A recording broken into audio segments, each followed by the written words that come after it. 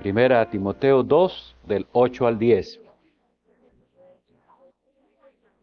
Quiero, pues, que los hombres oren en todo lugar, levantando manos santas, sin ira ni contienda.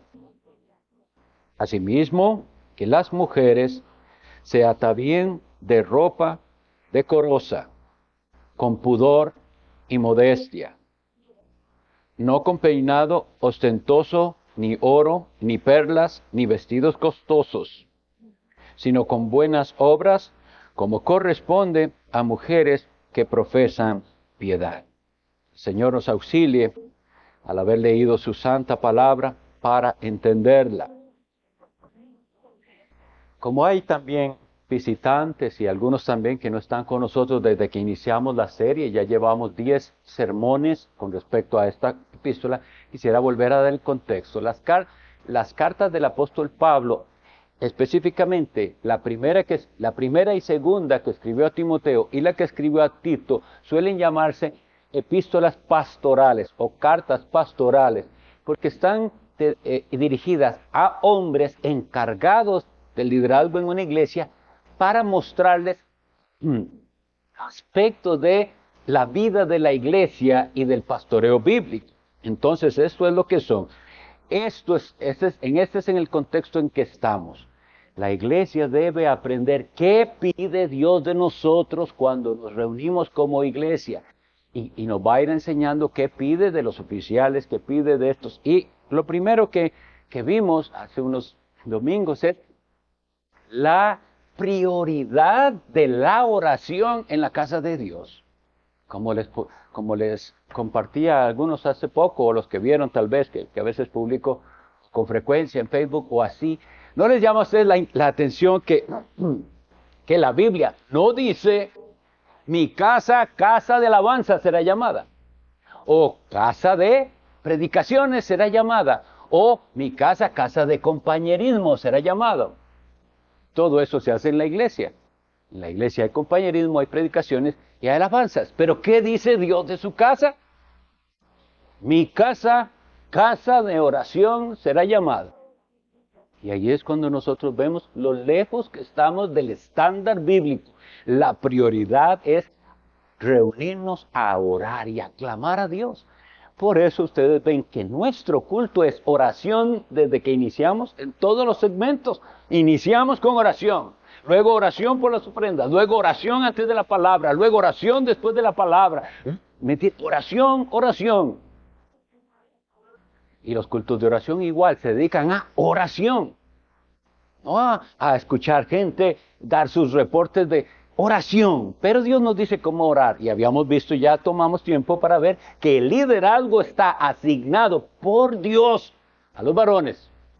No que las mujeres no puedan orar, pero es a los varones a los que se les indica, como habíamos visto la vez anterior, la responsabilidad de liderar en el hogar y en la casa. Eso es palabra del Señor. Y entonces en todas estas epístolas vamos a estar hablando de las dos cosas, doctrina y práctica. Vean que desde el primer capítulo le dice el apóstol Pablo a Timoteo, te rogué que te quedases en Éfeso cuando fui a Macedonia para que mandes a algunos que no enseñen doctrina diferente. La desviación doctrinal siempre tiene efectos dañinos, siempre. Nosotros quisiéramos pensar que no, pero siempre va a dar efectos dañinos. Entonces, vamos a ir por toda la epístola, doctrina y práctica, doctrina y práctica. Entonces,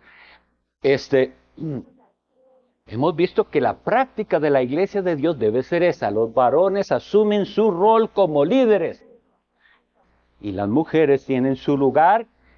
Hoy vamos a hablar de ello y después vamos a ver doctrina detrás de ese mandamiento, porque no es que Dios dice háganlo así, porque si Él no es tan bueno Dios que nos explica, esto es para el bien de ustedes y hay razones detrás de ello.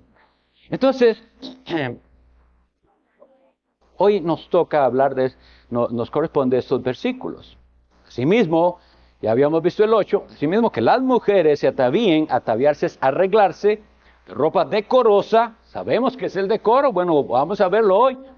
pudor, modestia, no con peinado ostentoso, ni oro, ni perlas, ni vestidos costosos, sino con buenas obras como corresponde a mujeres que profesan piedad. Y vamos a empezar nuestra exposición por esa palabra piedad. ¿Sabe usted lo que significa?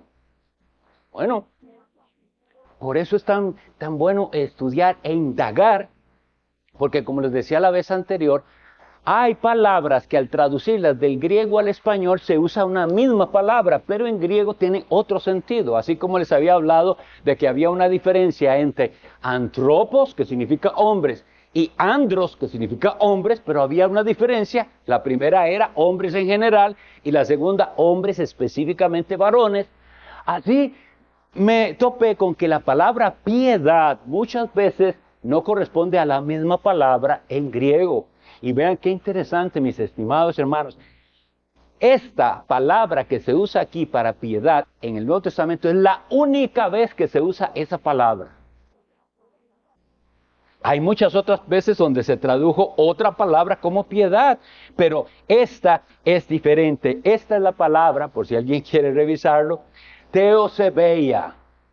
La primera palabra, Theo, significa Dios. Está Dios incluido. Y en otras veces en que se utiliza la palabra piedad es Eusebeia. Bueno, realmente, ¿qué significa? Lo que yo necesito no es que se aprenda la palabra griega, sino qué significa piedad. Tiene que ver con reverencia, tiene que ver con devoción, tiene que ver con temor. Pero vean que aunque ambas involucran ese sentido de reverencia hacia Dios, es aquí donde se incluye. Theosebeia quiere decir devoción, pero a Dios. Temor, pero a Dios. Reverencia a Dios. Y quisiera empezar por ahí, porque aunque aquí dice, como corresponde a mujeres que profesan piedad, pregunto, ¿no profesamos los hombres piedad también? Nosotros, el pueblo de Dios, es el pueblo que profesa tener reverencia hacia Dios, el pueblo que tiene devoción hacia Dios. Y cuando me puse a indagar en todo lo que implica esa devoción, dije, nos concediera Dios de veras una devoción hacia Él tan ardiente como la que yo veo que algunos tienen para el fútbol y para otras cosas. Y sus mensajes y todo lo que tiene que ver con su partido o con su equipo preferido es con una pasión y una devoción que no lo veo para Dios, ni para la iglesia, ni para las cosas de Dios. Entonces, tienen esa eusebeia, esa devoción y esa dedicados a eso. Está aquí, lo llevan en el corazón. ¿Es así o no? No les he hablado de cuando yo en las oficinas donde trabajaba veía gente, tenían una serie de discusión, una plática y los veía seriamente hablando. Y yo, estos, ¿de qué estarán hablando tan serios? Pero algo como es que serio, de la alineación, que cómo se le ocurrió ¿cómo se llama? Al entrenador poner a tal, pero con la mayor seriedad como si hubiera sido la catástrofe más grande, la mala alineación. Entonces, a eso vuelvo. Porque para eso hay esa pasión, esa dedicación, pero para Dios no, y para la iglesia no, y para el servicio a Cristo no. Esta palabra que está aquí, Theosebeia, esa piedad, yo creo que corresponde al verdadero significado de la palabra religión también. Ustedes saben que hoy en día esa palabra es prohibida en muchas iglesias. No se puede hablar, religión no se puede decir. Algo pasó en el siglo XX que dañó el concepto de religión. Pero yo les puedo hablar de libros de siglos anteriores que hablan de la palabra religión con sumo respeto y como algo deseado para alcanzar.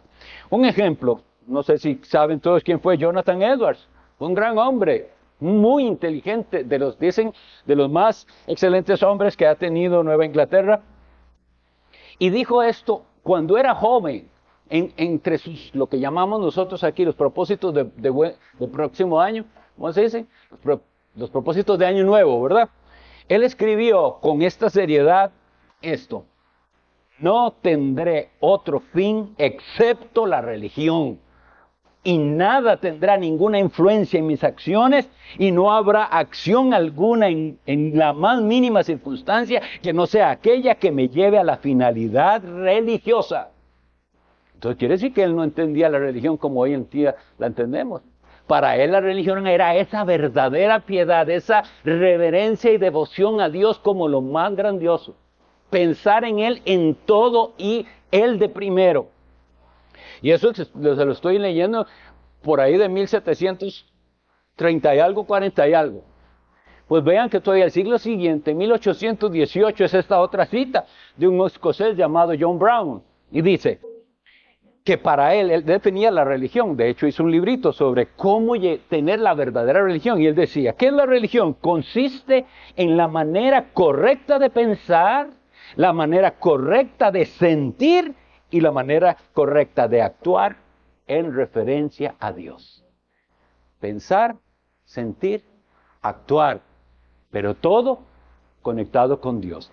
Eso es, si nosotros entendemos así, religión, deberíamos desear ser religiosos. Pero hoy en día, lamentablemente, la palabra religioso tiene un significado casi que como hipócrita y fariseo. Pero no es lo correcto. Vean al apóstol Pablo en la lectura que acabamos de hacer, como él dice, yo soy fariseo. No le da vergüenza decirlo, ¿verdad? Pero, ¿qué es para nosotros fariseo hoy en día? Hipócrita. Porque Cristo le decía fariseos hipócritas, pero él estaba hablando de lo que ellos creían. Lo que creen los fariseos, yo lo creo. Hay una resurrección. Eso es lo que le estaba tratando de decir. Pero entonces, aquí dice que hay algo que corresponde a las mujeres que profesan piedad, y yo les voy a hablar primero de lo que es la piedad y los que profesamos piedad, y luego vamos a ir a lo que Dios pide de las mujeres en particular que profesan piedad. Entonces, profesar piedad es procurar una vida de santidad y devoción a Dios. Y inicia con su concepto correcto de Dios. La mayoría de las personas pueden tener una devoción vana y falsa porque la tienen hacia un Dios que es el Dios que ellos quieren y como ellos quieren, no el Dios que se revela para nosotros en las Sagradas Escrituras, la Biblia. Entonces, primero se necesita tener un concepto correcto de Dios para tener la verdadera piedad. Segundo, un entendimiento del llamado a la piedad. En Efesios 4:1 leemos, yo pues preso en el Señor, dice Pablo, os ruego que andéis como es digno de la vocación con que fuisteis llamados. Me pregunto a usted, ¿se ha sentido usted llamado por Cristo? ¿Y ha aceptado ese llamado de seguirle a Él?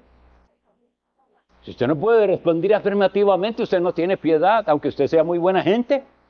Porque ese es el otro significado de piedad, como más la gente lo usa, es como lástima, como compadecerse de alguien. Entonces tuvo piedad de él, se compadeció.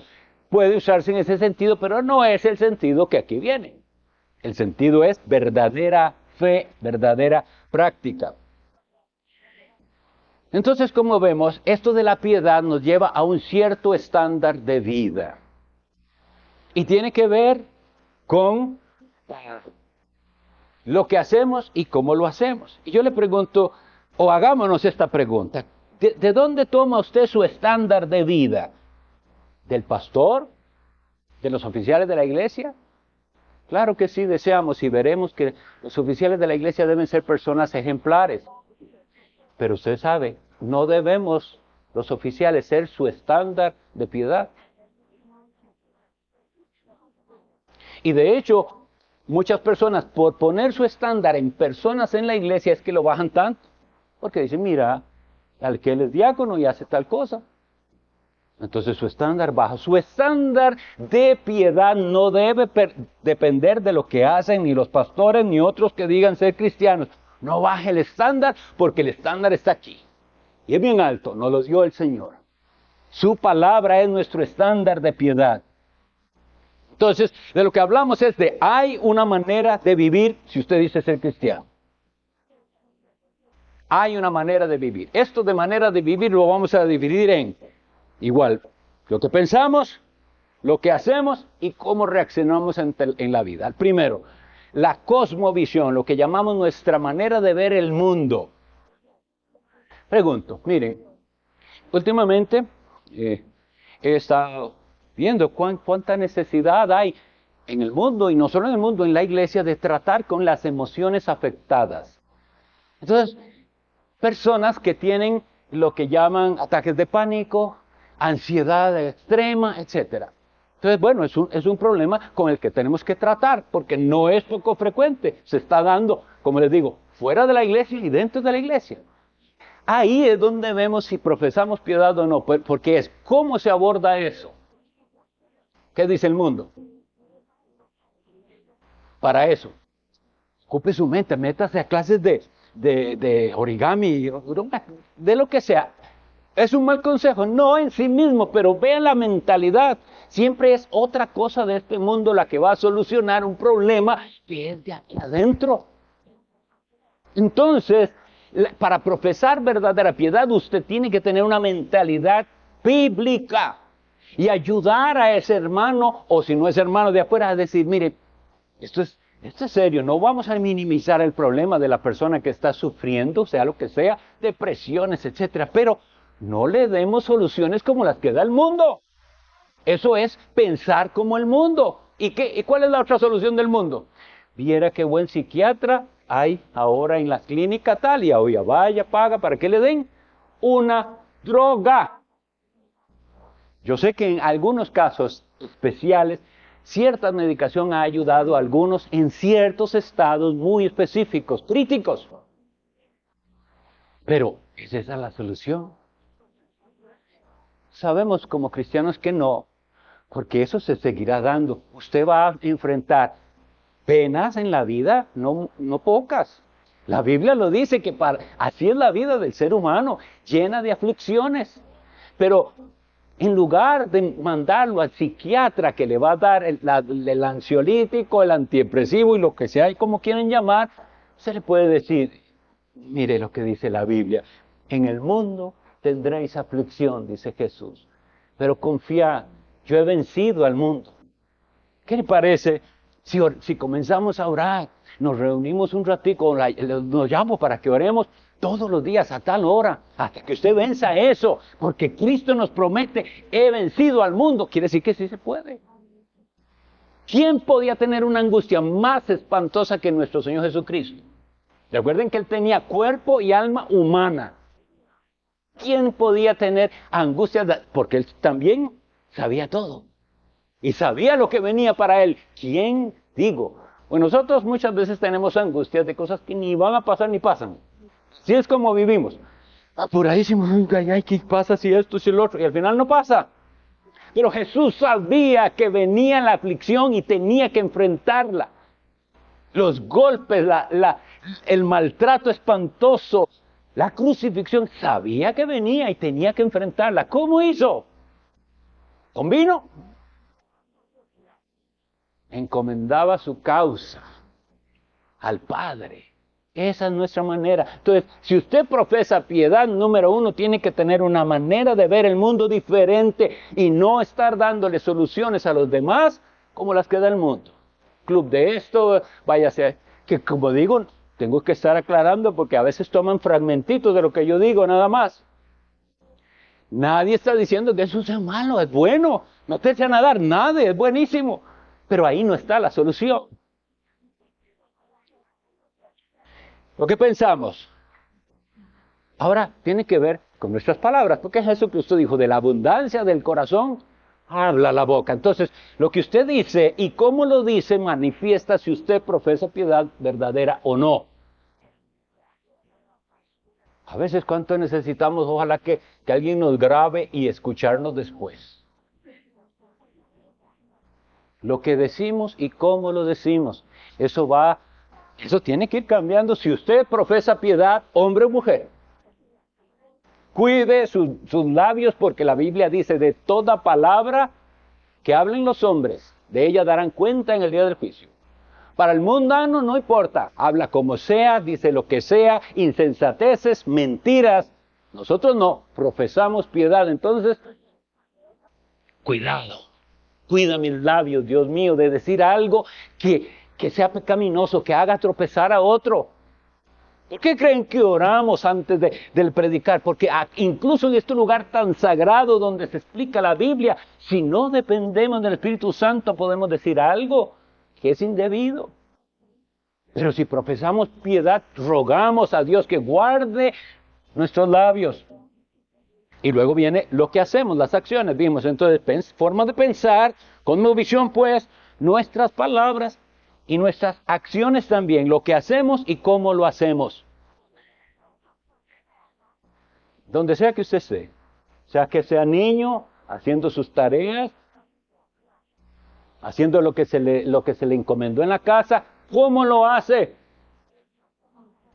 No es solamente hacerlo, ¿cómo lo hace?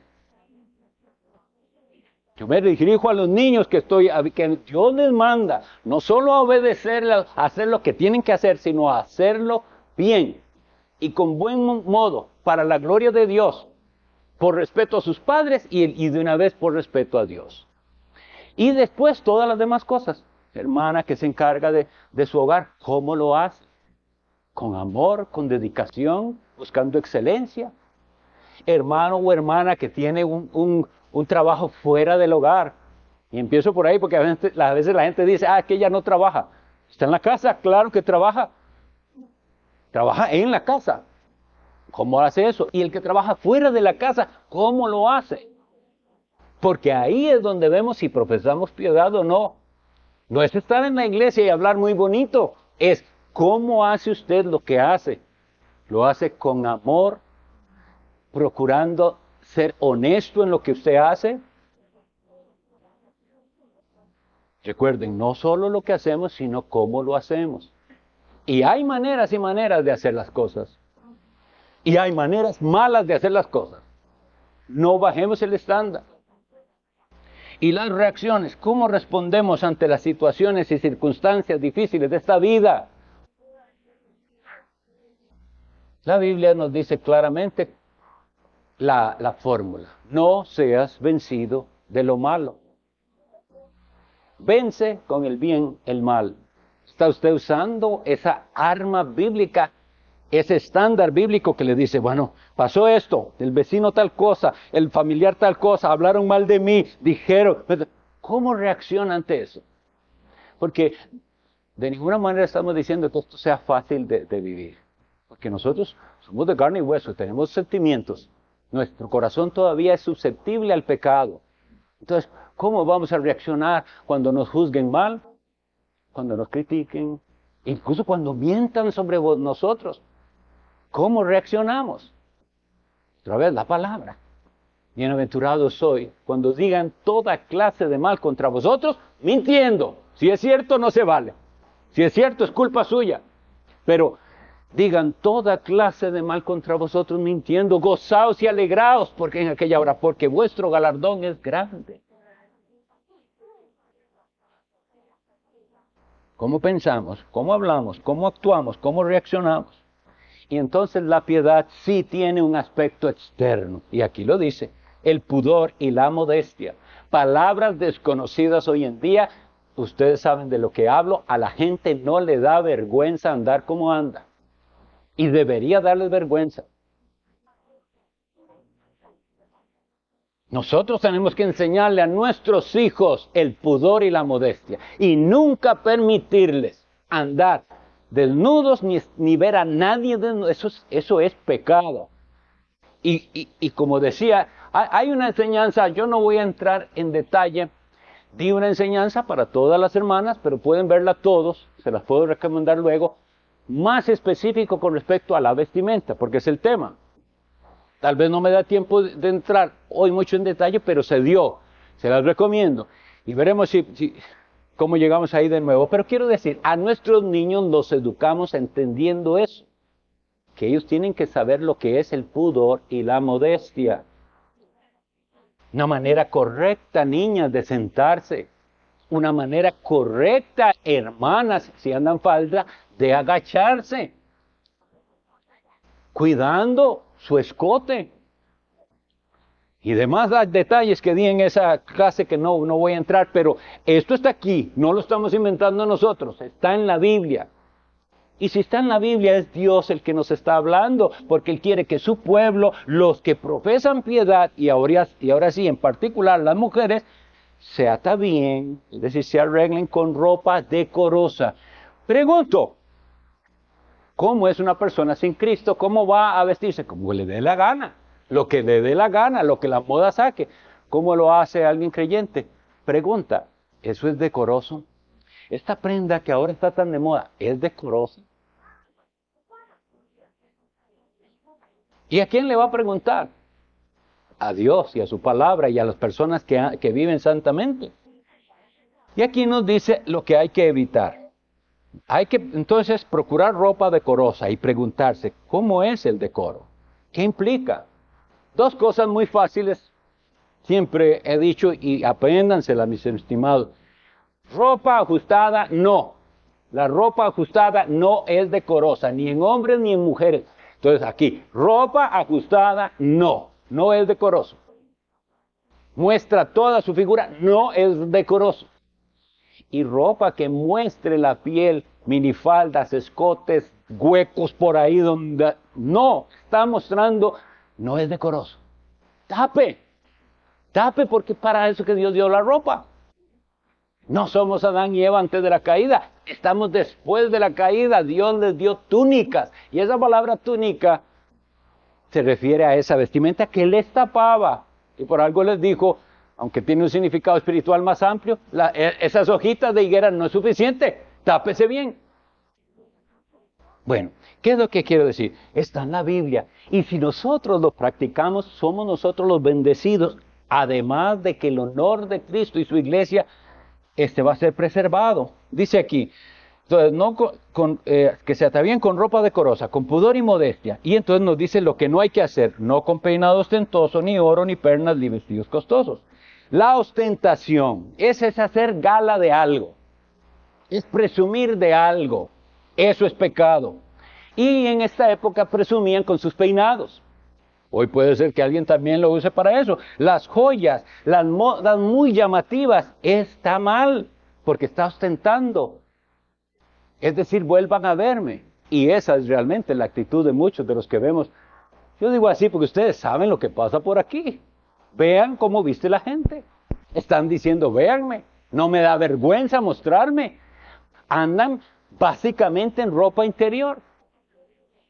Entonces, toda esa manera de vuelvan a ver, de ser llamativo, no es correcto, es ostentación. Y algunos usaban, y vea qué interesante, que los dos apóstoles, tanto Pablo como Pedro, hablan del asunto. Y Pedro en su epístola capítulo 3, versículos 3 y 4 dice, vuestro atavío es la compostura, el arreglo de la ropa, no sea el externo, les dice a las mujeres en este caso, de peinados ostentosos. Una vez más esa palabra es para que vuelvan a ver, esto me costó ir al peinador y pagué una fortuna por ello, ostentando adornos de oro, o vestidos lujosos. Eso hay en nuestra cultura, una ostentación, un querer que vean que yo soy de cierto nivel, utilizando ciertas cosas que los demás no pueden, pero yo sí puedo darme el lujo. Todo eso es pecaminoso, está ostentando usted. Nosotros somos llamados a ser sencillos y humildes. Eso es lo que pide Dios de nosotros, hombres y mujeres. Y aquí dice, ¿cómo es que de verdad deben adornarse? Dice, que vuestro atavío no sea así externo, tanta preocupación por lo externo, sino el interno, el del corazón, en el incorruptible ornato de un espíritu afable y apacible. El ornato es ese orden y esa belleza de que, pero aquí habla de algo que no es corruptible. Todo eso que la gente procura, todas esas modas y todo eso se va a acabar, pero eso otro va a permanecer, su carácter. Como vuelvo a decir, su manera de pensar, de hablar, de reaccionar. ¿Y qué nos dice más el texto? Dice que no haga eso. Entonces, nada de ostentar con peinados, pero a lo que también lo traje en su momento cuando di la enseñanza a las hermanas. Teñirse el cabello. ¿Cuál es la razón? Debería ser algo parecido a lo natural. Esa es otra receta que yo se las doy, pondérenla si les sirve. Si usted ha de usar algo postizo, que habrá tantas cosas postizas, vea que sea lo más natural posible. Y usted lo que está diciendo es, bueno, está exaltando algo que es natural. Por eso, ciertos colores no son naturales para su cabello. Dios no hizo a nadie así. Y piénselo así. Cada cosa, ¿cuál es ese balance entre lo más natural? Algunos pueden optar por no hacer nada, por no usar nada, pero eso es cosa personal. Pero la que opta por eso, piénselo con decoro. Que sea algo natural, pero sobre todo preocúpese por lo de adentro. Y después dice, entonces, ahora sí, ¿cómo es que tienen que ataviarse? Versículo 10. Con buenas obras, como corresponde a mujeres que profesan piedad. Las buenas obras es algo que por nosotros tener ese pleito de que la salvación no es por obras, sino por gracia, se entiende muy mal. Entonces, aquellos que se aferran, no, la salvación no es por obras, es por gracia, porque Pablo así lo dice, Efesios 2:10, 8 y 9 y 10. Sí, pero quedamos cortos si esa fe que usted tiene, si esa piedad que usted profesa no produce buenas obras. ¿Produce algo en usted? ¿Produce? ¿Qué está produciendo? Bueno, leo para ustedes unos versículos. Mateo 5:16, Cristo habla y dice, así alumbre vuestra luz delante de los hombres para que vean, es algo que se ve, vuestras buenas obras y que hagan, no le aplaudan a usted, glorifiquen a vuestro Padre que está en los cielos. Gloria a Dios, que así sea. Efesios 2:10, porque somos hechura suya, creados en Cristo Jesús para buenas obras, para eso, las cuales Dios preparó de antemano para que anduviésemos en ellas. Tito 3:8, palabra fiel es esta, y en estas cosas quiero que insistas con firmeza, para que los que creen en Dios procuren ocuparse en buenas obras. Estas son cosas buenas y útiles a los hombres. Y Hebreos 10:24, y considerémonos unos a otros para estimularnos al amor y a las buenas obras. Así que las buenas obras no son opcionales ni sobran en nuestra religión, son parte de. Lo que sí no son la causa de nuestra salvación. Si usted va a llegar a Dios confiando en que usted hizo bastantes cositas buenas, eso es desechado. Usted va ante Dios solamente, como veíamos hace unos domingos, por la mediación única y perfecta de su Hijo Jesucristo. Ahora sí, si de verdad Él es su mediador, si de verdad Él le ha salvado, esa salvación produce en usted toda buena obra, porque Él las preparó para nosotros. Como les decía entonces, no voy a entrar en un detalle minucioso con respecto a la vestimenta, aunque aquí lo manda, lo está diciendo, ¿verdad? Les voy a recomendar ver esa exposición. Y deben verla todos, los esposos también, porque nosotros tenemos que ayudarlas a ellas, a las esposas y a las hijas. Si en algún momento ellas no están analizando bien y van a usar ropa indecorosa, y ellas van a saber que no es que nosotros imponemos y no es que es a nuestro gusto, sino que nuestra preocupación por ellas y por el honor de Cristo nos lleva a decirle, yo creo que no se te ve muy bien, está cuidado, la falda está un poco corta, cuando usted se sienta se le levanta, ese escote tal cosa, hable, eso es válido. Y ellas se van a sentir cuidadas. Ahora, hermana, ¿se siente usted cuidada o es usted rebelde cuando se le hace un comentario? Porque eso es lo que el mundo mete, ¿verdad? Y él no tiene por qué decirle a usted cómo vista o no vista, no. Tanto usted como él puede, usted también puede decirle a su esposo, no me gusta cómo le queda esa camisa. Tiene todo el derecho, es su esposo. No nos pertenecemos, le pertenecemos a Cristo. Y en el caso de las parejas, se pertenecen el uno al otro. Entonces no debería haber ese conflicto que el mundo sí tiene de que se digan cuáles cosas convienen ponerse o no. Ahora, entonces vimos que sí es importante lo exterior, sí es importante lo que nosotros reflejamos. Sí es importante, como decía también en otra ocasión, cómo venimos a la casa de Dios. No es cualquier lugar.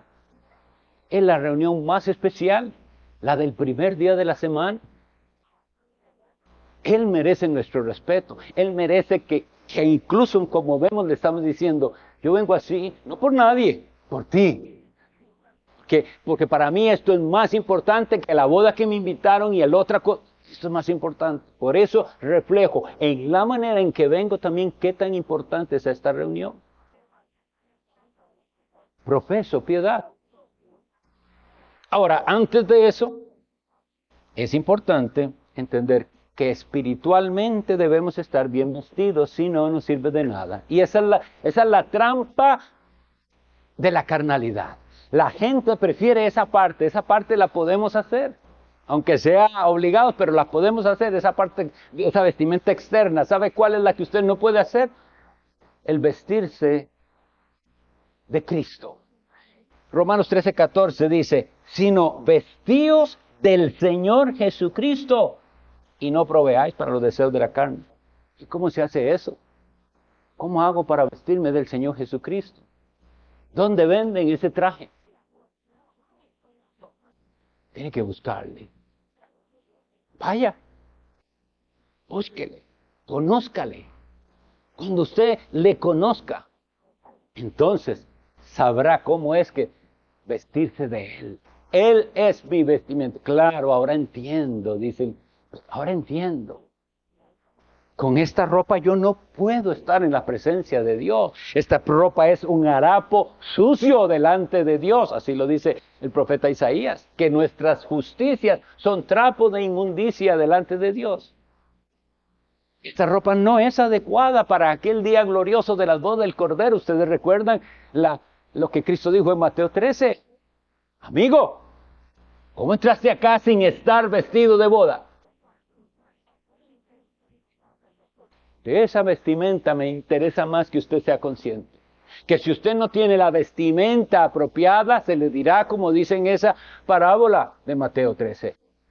Atadle de pies y manos, echadle a las tinieblas de afuera, ahí será el lloro y el crujir de dientes, porque su vestimenta era la de él, no la de Cristo. Usted necesita la vestimenta apropiada y eso es el manto de justicia y salvación del que habla el profeta Isaías en capítulo 61. ¿Y qué es otra cosa sino la justicia de Cristo? Justificados pues por la fe. Cuando usted tiene esa fe verdadera en el Hijo de Dios, es vestido ahora con la de Jesucristo. Y Efesios 3:24 dice, y vestido del nuevo hombre, creado según Dios, en la justicia y santidad de la verdad. Justicia, santidad. ¿Qué significan estas palabras para usted? ¿Le dan ganas de ser un hombre justo y santo, una mujer justa y santa? ¿O usted quiere ser como el mundo? Sexy. Justo, santo, limpio de labios, limpio de pensamientos, limpio de ojos. No quiero ver cosa inmunda. Eso es la piedad. Colosenses 3:12 y 13 dice, vestíos pues como escogidos de Dios, santos y amados de entrañable misericordia, de benignidad, de humildad, de mansedumbre, de paciencia, soportándoos unos a otros y perdonándonos unos a otros, si alguno tuviere queja contra otro. De la manera que Cristo nos perdonó, así también hacedlo vosotros. Y sobre todas estas cosas, vestíos de amor, que es el vínculo perfecto. Usted puede tener todo lo que quiera de estar en una iglesia, si no está vestido apropiadamente, no podrá estar en las bodas del Cordero. Vestidos de amor. Vístanse. Si usted no es creyente, primero clame a Cristo para que Él quite esas ropas sucias que usted tiene, que es su propia justicia, y le dé las de Él. Y si usted dice ser cristiano, le reto, ¿está usted vestido de Cristo? ¿Un nuevo hombre? De entrañable misericordia, con benignidad, con humildad, con mansedumbre. ¿Es paciente usted para con los demás? ¿Perdona usted? ¿Se viste de amor? Sin esto, no importa lo que usted sepa de la Biblia y de teología, no entrará. Tiene que estar vestido de esta manera. Y ahora sí, vestido internamente de Cristo, usted deseará también que su manera de ser, vivir, hablar, refleje lo que hay en su corazón. Una vida cambiada. Hombres que saben vestir apropiadamente, mujeres que saben vestir apropiadamente, lejos del orgullo, lejos de la ostentación, de las cosas vanas y mundanas. Pero para que eso usted lo desea, tiene que haber un cambio de corazón. Si no, a usted le dice, todo esto a usted le va a sonar raro, extraño y hasta aburrido. Pero en cambio para otros va a ser un reto. Y decir, yo este año quiero vestirme de Jesucristo más visiblemente. Que sea notorio en mí, mi manera de pensar, mi manera de hablar, de reaccionar. Una vestimenta visiblemente llena de buenas obras para la gloria de aquel que cambió nuestro corazón. Oremos.